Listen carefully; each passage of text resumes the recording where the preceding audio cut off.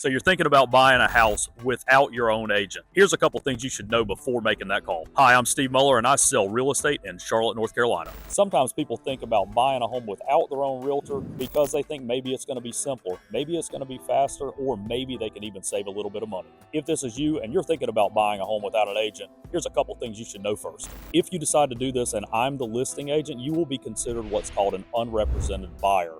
And because of that, here are a couple things we can and cannot do if you are an unrepresented buyer and if we're representing the seller. So let's start with what we cannot do as the listing agent if you're an unrepresented buyer. First off, we cannot discuss commissions with you and what the seller is paying us whenever you make that offer. I find that the number one reason people decide they want to be an unrepresented buyer is because they are trying to save money and they think they're going to be able to, say, take the buyer agent commission out of the deal so they can get a lower price. Again, we cannot discuss commissions. We cannot discuss whether it's going to be cut out of the deal so you can get a lower price. We also can't discuss if our commission structure with our seller is maybe even different if we're working with an unrepresented buyer. So if this is the reason that you want to represent yourself, just know that's not something we can even talk about. We cannot advise you in any way if we're the listing agent and you're an unrepresented buyer.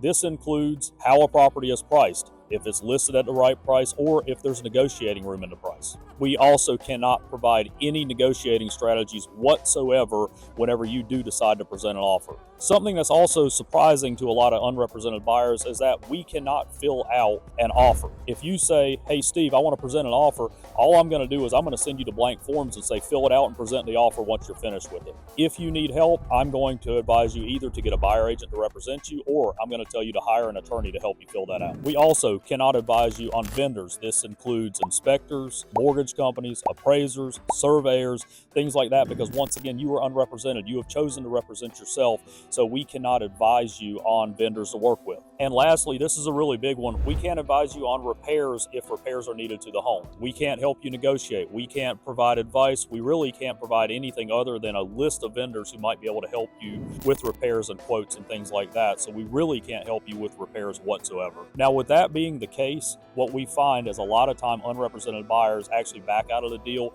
because some repairs are found that are needed to be done to the home. And when repairs are found that are needed to be done to the home, many times an unrepresented buyer actually backs out of the deal because, let's be real, we can't advise them and they don't have anybody to help them with that. When this happens, many times there's a due diligence fee in the state of North Carolina that's been provided by the buyer to the seller, and if they back out of that deal during due diligence, they still lose that fee. So in many cases, it's not actually a savings to represent yourself whatsoever. All right, we've talked about a couple things that we cannot do as a listing agent. Here are some things we can do.